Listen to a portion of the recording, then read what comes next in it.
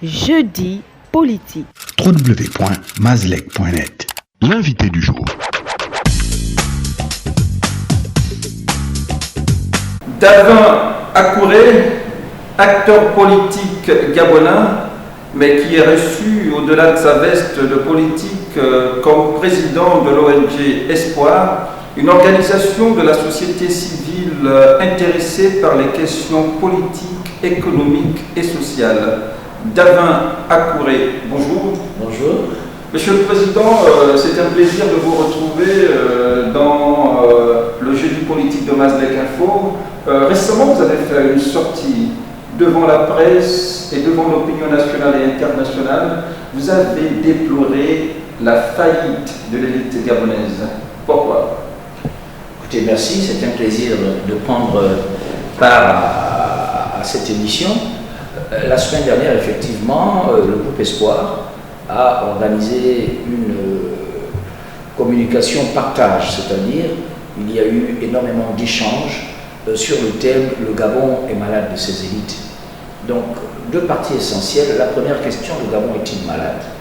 Et nous avons utilisé des analogies avec le corps humain et la médecine. Et au terme de cette première partie, nous avons pu démontrer que le Gabon, notre pays, effectivement, présentait des symptômes, des signes de maladie. Deuxième question, quelle est la responsabilité de l'élite dans cette maladie du Gabon? Est-ce une responsabilité partagée? Est-ce une responsabilité exclusive? Nous avons commencé par définir l'élite. Pour faire simple, l'élite, c'est les meilleurs l'élite, c'est le gratin. En fait, il s'agit d'une minorité dans une communauté qui est reconnue par les autres membres de la communauté pour ses qualités exceptionnelles. C'est ça l'élite.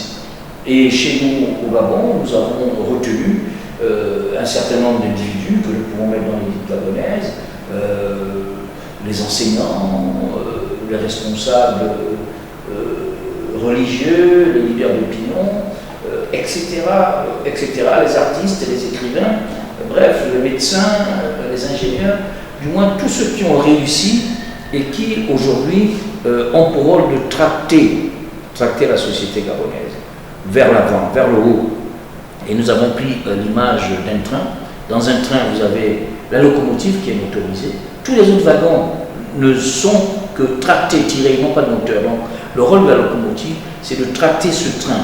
Et le rôle de l'élite, c'est de tirer la société. Il faut savoir que toutes les grandes mutations dans ce monde se sont faites grâce à des petits groupes, grâce à l'élite. Nous avons donc défini l'élite gabonaise. Et nous sommes arrivés à la responsabilité partagée de l'élite, parce que ce serait trop facile de dire que la responsabilité est entièrement celle de l'élite, et imputable à l'élite, mais nous avons bien sûr ceux qui dirigent nos pays qui ont leur part de responsabilité, mais l'élite a sa part de responsabilité également parce que l'élite a le privilège de la connaissance. Et quand on a le privilège de la connaissance, on a le devoir d'agir. Or, chez nous au Gabon, on se rend compte que l'élite est quasiment muette, l'élite est inactive, l'élite ne s'exprime pas, c'est comme si elle était complice de cette maladie. Et nous avons demandé à l'élite de jouer son rôle, de ne pas avoir peur de prendre ses responsabilités. Les anglo-saxons disent « take back your power », il faut reprendre votre force. Donc c'est ce que nous avons proposé à l'élite gabonaise, de reprendre sa force pour qu'elle joue entièrement son rôle. Mais il faut quand même dire, pour ceux qui ne connaissent pas, si vous êtes médecin de formation, alors quel est le diagnostic fait au malade Gabon, au grand malade Gabon, monsieur le médecin, j'ai envie de dire? Alors, diagnostic multiple. Nous avons, si vous voulez, au niveau des superstructures, posé le problème de la corruption et de l'enrichissement illicite. Nous l'avons posé parce que il est repris par le gouvernement lui-même. Nous avons projeté une intervention du ministre chargé de la lutte contre la corruption pour dire que la corruption, et je reprends ici le terme utilisé par le chef de l'État, la corruption gangrène notre pays. Gangrène, c'est une maladie grave. Le terme est du chef de l'État. Lors de son discours, je ne me souviens plus de la date, et vous retrouverez ce terme. Nous avons pris également un autre exemple, c'est le problème de l'insalubrité. Vous savez que dans le corps humain, pour faire l'analogie avec l'homme, les déchets sont mis dehors par le rein. C'est le rein qui va détoxiquer l'organisme, c'est le rein qui va mettre les déchets à l'extérieur. Et un organe qui n'arrive pas à se défaire de ces déchets, c'est un organe qui rentre en insuffisance rénale. Docteur Akouré, avant de continuer, j'ai envie de vous poser la question. Quelle pourrait être la marge de manœuvre de l'élite dans ce processus de tirer le Gabon vers le haut quand on sait que tous les leviers de décision sont séquestrés par le politique? Vous avez entièrement raison. Mais je ne suis pas un fanatique des Saintes Écritures, mais il est dit pour limiter la parole. Le simple fait de parler va interpeller les dirigeants. Si aujourd'hui nous avons des prises de parole, et j'insiste, par plusieurs membres de l'élite gabonaise, il ne s'agit pas que quelqu'un se lève un matin dans sa douche ou sa salle de bain et prenne la parole. Non, il faut organiser les prises de parole de l'élite pour que ces prises de parole soient prises en compte par les dirigeants. Ils seront forcément écoutés, ils seront entendus, parce qu'on ne peut pas faire sans eux, parce que ce sont des gens qui comptent. Vous imaginez une expression comme ça se voit dans les autres pays de l'Église catholique, de l'Église protestante, les chefs religieux, mais les dirigeants sont obligés d'en tenir compte. Vous imaginez une prise de parole par tous les médecins du Gabon. Et là, nous avons par exemple une prise de parole qui est faite par le syndicat des magistrats. Les dirigeants en tiendront forcément compte. Donc c'est pour cela que nous disons que même si tous les leviers, c'est vrai, sont détenus par le pouvoir, mais nous avons souligné et salué le travail de la presse libre. Tous ces journaux qui ont le courage d'écrire ce qu'ils écrivent, parce qu'il faut avoir le courage de le faire. Non, je pense que l'idée n'est pas une confrontation physique, l'idée n'est pas quelque chose d'agressif. L'idée est de faire prendre conscience, non seulement par les Gabonais, par l'élite, et de toute façon la prise de conscience s'étendra à ceux qui nous commandent. Oui, puisqu'on parle de la contribution de l'élite, il y a une sorte de crise de confiance actuellement entre les deux segments de société, société politique et société civile. La société civile, c'est au-delà de la société civile organisée. Certaines voix se lèvent pour solliciter la vacance de pouvoir, doutant de la présence d'Ali Bongo au commandement. Il s'agit d'un problème délicat. Il s'agit d'un problème délicat parce que lorsque vous interrogez le pouvoir, ils disent que l'État fonctionne.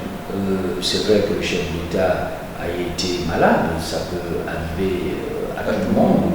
Et je pense que la maladie est, à mon avis, au-delà des engagements politiques individuels. C'est une situation que chacun de nous peut connaître. Et aujourd'hui, la question qui se pose, c'est le chef d'État est-il capable de diriger encore ce pays? Maintenant, lorsque la question est posée à ceux qui commandent, ils disent oui, la preuve c'est que le pays fonctionne, les institutions marchent. Pourquoi Et certains penseraient que Ali Bongo serait supplanté dans ses missions par une groupuscule qui organiserait l'État en lieu et place? Je vous avoue que je ne suis pas dans l'entourage du président. Je vous avoue que je ne sais pas comment fonctionne la présidence. L'analyste politique avisé que vous êtes quand même pourrait... Non, parce qu'il faut parler de choses que l'on connaît. Moi, je ne sais pas qui signe les décrets. Je ne sais pas comment sont organisés les conseils de ministres. Mais les images que nous voyons bien le président de la République à la tête d'un conseil de ministres. Nous avons vu le président de la République à la tête d'un conseil supérieur de la magistrature. Maintenant, quelle est l'effectivité de son action? Vraiment, je n'en sais rien. Donc, je ne peux pas m'exprimer sur un sujet que je ne connais pas. Autre sujet d'actualité, c'est la reprise des discussions au Gabon, Union européenne, après 2 ans d'interruption, près de 2 ans, une interruption, il faut dire, consécutive à la crise post-électorale de 2016. En ce temps, vous étiez l'un des soutiens de Jiang qui a sociologiquement gagné l'élection présidentielle de la vie populaire, même si Ali Bongo a été proclamé vainqueur. Cette reprise des discussions en toile de fond, la question de la transparence électorale s'invite parmi les questions majeures. Est-ce que vous y croyez finalement, après bientôt plus de 30 ans de crise post-électorale périlleux? Bon, il y a un constat ce constat nous l'avons fait. Le Gabon a acquis son indépendance en 1960. Il était d'ailleurs par le président Léomba, président du BDG, du Bloc démocratique gabonais. C'est ce BDG qui a donné naissance en 1968 avec l'arrivée au pouvoir d'Albert Bernard Bongo, qui a donné le PDG. Et à la disparition en 2009 d'Albert Bernard Bongo, enfin Albert est devenu Omar entre-temps, c'est Ali Bongo Ondimba qui est devenu chef d'État et qui lui-même est membre du PDG. Donc, nous constatons que depuis 1960 jusqu'à nos jours, le Gabon n'a pas connu d'alternance politique. Et je pense que c'est un véritable souci. Aujourd'hui, il est souhaitable que le Gabon puisse connaître autre chose, qu'il puisse comparer. Il y a ce premier constat qui est là. La deuxième chose, vous avez parlé de crise politique perlée. Oui, à chaque élection, nous avons connu ça avec Mbavessol, nous avons connu avec Pierre Mamboundou et André Baobam, encore là, Différents candidats aux élections présidentielles, tous. Pardon? Tous candidats différents. Tous candidats, donc il y a toujours une contestation, des fois violente, des résultats. Donc ce dialogue aussi va dans le sens d'améliorer la transparence électorale, c'est une très bonne chose. Nous allons l'applaudir, nous allons peut-être y participer si nous sommes combien. Pour le Gabon, je crois que c'est une bonne chose. Le problème, ce n'est pas tant de réécrire les textes, le problème, c'est de les appliquer. Parce que les textes qui existent à l'heure actuelle peuvent permettre la transparence, sauf qu'ils ne sont pas appliqués. Donc, c'est ce que nous disons. Le Gabon est un pays qui a plusieurs lois, qui a de très bonnes lois, mais sauf que si on n'applique pas ces lois, elles ne servent à rien, elles ne servent vraiment à rien. Donc, je pense que si dialogue il faut l'organiser, encore faut-il que les résolutions issues de ce dialogue puissent vraiment être appliquées et qu'elles aient force de loi. Parce qu'une résolution issue d'un dialogue politique, quelle est sa force sur le plan légal? Est-ce que cela va nécessiter que l'Assemblée nationale se saisisse de ces résolutions pour les transformer en texte de loi? Je n'en sais rien. S'agira-t-il après d'organiser comme une conférence nationale politique pour faire en sorte que ces décisions soient applicables? Je n'en sais rien. Donc il faudrait voir à l'usage qu'est-ce que va donner ce dialogue. Finalement, optimiste, pessimiste, à l'ouverture des travaux. Dubitatif. Dubitatif. Je me pose des questions. Mais finalement, parce que c'est quand même pas c'est vrai que cette fois-ci, c'est avec l'Union européenne, les Gabonais entre eux, depuis 1994, en sortie de la présidentielle controversée de 1993, on a accouché des accords de Paris, accords d'Alambo, accords d'Amoundé, sans que, à la pratique, cela ne soit appliqué. Autre actualité brûlante, c'est quand même la traque menée contre les proches de Brice Lacouche Alianda, du nom de l'ancien directeur d'Ali Bongo Ondimba, directeur de cabinet bien sûr, directeur de cabinet politique et civil. Après son éviction de ce piédestal, c'est comme voilà, ses proches sont traqués principalement, ou du moins officiellement, pour blanchiment de capitaux à grande échelle et enrichissement illicite. Et vous, en tant qu'observateur politique, avec vos lunettes, comment est-ce que vous lisez cette actualité? Écoutez, là également, je me pose des questions.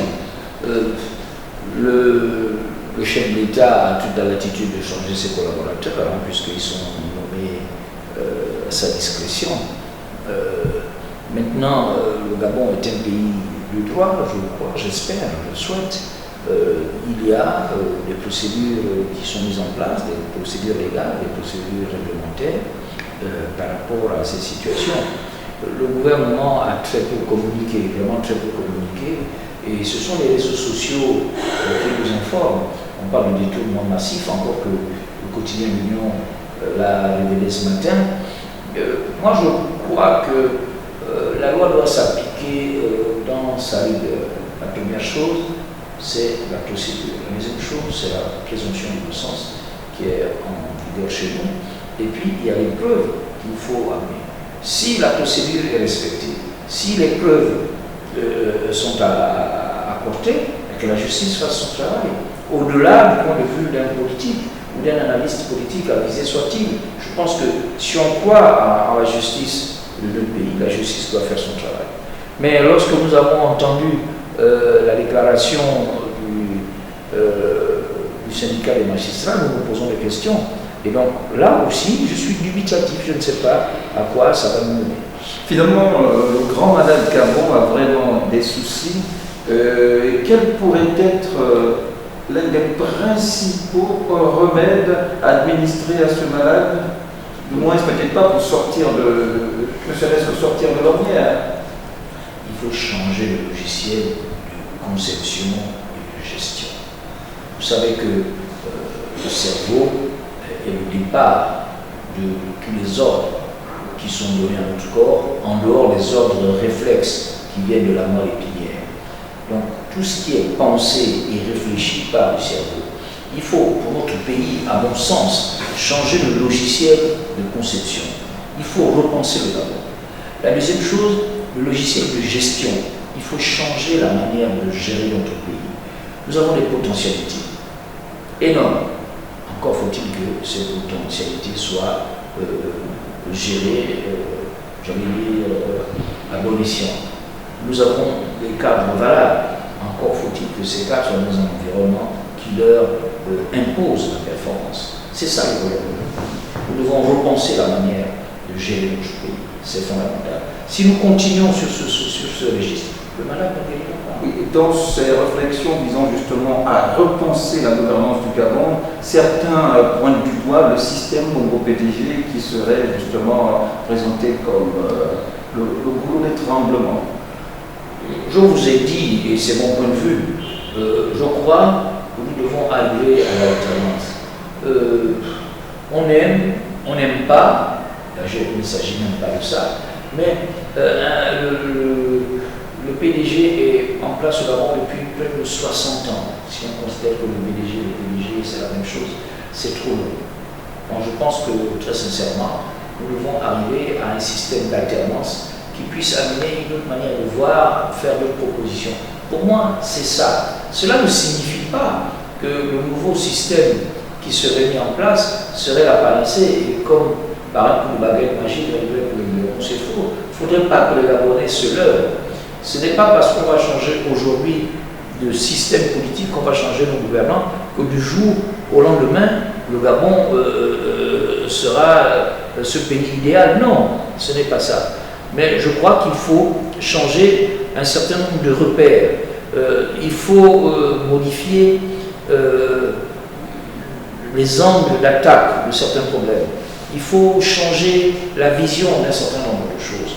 Et c'est pour cela que je suis persuadé que l'une des évolutions positives de notre pays serait d'arriver à l'alternance. Mais une alternance politique sans violence, sans excès, pour moi, c'est fondamental. Il faut donc changer le logiciel de conception et de gestion de notre pays. Et on tire vers la fin de cet entretien, mais difficile de ne pas évoquer une crise sociale qui secoue certaines parties du Gabon, dont celle dans le Moyen-Oué, province à laquelle vous êtes issu. Nous sommes là dans le centre du Gabon, pour ceux qui nous suivent à l'étranger. Les inondations ont dévasté une bonne partie de cette partie du Gabon qui constitue quasiment votre bastion politique. Quelle est la réaction du cadre, du fils du Moyen-Oué et du politique que vous êtes? D'abord, nous avons reçu ces informations avec beaucoup de désolation et d'accablement. Moi-même, je suis victime puisque une partie... Donc vous êtes sinistré également par les autres? Exact. Je suis sinistré par les autres puisqu'une partie de mon habitation est sous les eaux aujourd'hui, mais ce n'est pas ça le plus important. Il y a beaucoup de familles qui aujourd'hui ont perdu des biens, ne savent pas où aller, certaines écoles sont fermées. C'est une situation grave qui touche le Moyen-Oué, mais pas seulement. Nous avons eu des images de Mula aussi, sauf qu'à Lambaréné et à Ndjoulé, nous avons là les images qui étaient choquantes. Il y a deux situations. Il faudrait bien sûr remettre tout ça dans aujourd'hui le cadre général de ce changement climatique qui nous interpelle, puisque nous avons des images similaires qui nous viennent de l'Europe, qui nous viennent de certains pays africains, de certains pays asiatiques. Partout dans le monde, on connaît ces difficultés. Il faut donc, à mon avis, bien sûr, apporter une assistance à ces populations de manière ponctuelle, mais nous devons réfléchir, et c'est sur ça que je voudrais mettre l'accent, comment pouvons-nous faire pour atténuer et anticiper sur ces catastrophes naturelles. Il faudrait regarder aujourd'hui la nécessité de désensabler, de draguer le bouée. C'est une question. Il faudrait regarder aujourd'hui, ça il faut le faire par les experts, la gestion des berges de l'Ouboué. Mais il faut également regarder tout le système de canalisation dans la ville, où ces canalisations sont obstruées, ces canalisations sont bouchées, et qui bien sûr participent à l'aggravation de ce que nous décrivons. Donc je crois qu'aujourd'hui nous allons essayer d'entamer des démarches qui vont dans le sens de réfléchir à ce que nous pouvons faire pour que si ce genre de catastrophe arrive, nous essayons de minimiser les dégâts. Et quelle pourrait être justement dans ces recherches de solutions la contribution du groupe Espoir qui a pour berceau justement le moyen Ouboué, principalement en Parrainais, la ville du Grand Nord? Alors, deux pistes. Je vous ai parlé d'une assistance ponctuelle. L'organisation non gouvernementale, les moyens ne sont pas énormes. Nous avons commencé à mettre certaines personnes âgées à l'abri, c'est-à-dire proposer à certaines familles qui sont moins touchées de recueillir certaines personnes en grande difficulté. Nous avons également mis en place la mise à disposition de repas pour ces personnes-là. Mais, bien sûr, quelques matelas, ce sont, à mon avis, des gestes ponctuels pour aider les gens dans la détresse. À mon humble avis, le plus important, c'est d'aller, vous savez, il faut essayer d'aller à la cause. Aujourd'hui, il faut regarder quelles sont les causes et comment nous pouvons agir sur les causes. Je vous ai parlé enfin, il faut désensabler, draguer le mouet, c'est-à-dire rendre le lit du fleuve un peu plus profond. Il faut la gestion des berges, parce qu'il y a une érosion énorme, et souvent cette érosion fait en sorte que les berges soient particulièrement fragiles, et lorsque le bouée monte, le bouée sort de son lit est bas parce que les berges ne sont pas travaillées, etc., etc. Il faut réfléchir à la mise en place de lits à certains endroits, mais également désobstruer les canalisations. Ce sont là des travaux qui doivent d'abord être pensés par les gens qui connaissent ce métier, les aménagistes, les travaux publics, etc. Mais également, nous sommes à un moment où nous sommes en train de mettre en place le budget 2020 au niveau de l'Assemblée nationale. Nous allons certainement le voter dans les heures qui suivent. Nous allons regarder avec les autres députés comment peut-on éventuellement faire une inscription budgétaire exceptionnelle pour cela. Voilà donc ce que nous pouvons envisager pour être une main secourable auprès de nos concitoyens. David Akouré, nous tirons donc vers la fin. Votre mot de la fin à cette élite gabonaise, mais mieux à la population en général, pour accompagner justement ce malade Gabon vers une sortie de pathologie, si on peut le dire, le mot de la fin. Oui, d'abord, il faut, à mon avis, être dans une disposition d'esprit qui appelle à l'espoir. S'il n'y a pas d'espoir, il y a très peu de choses qui peuvent être faites. La deuxième chose, c'est la persévérance. Ce n'est pas parce qu'on n'a pas réussi la première fois qu'il faut baisser les bras. Mais je voudrais également dire au peuple gabonais qu'il faut avoir l'audace de demander, il faut avoir l'audace de proposer et le courage d'aller jusqu'au bout de notre logique.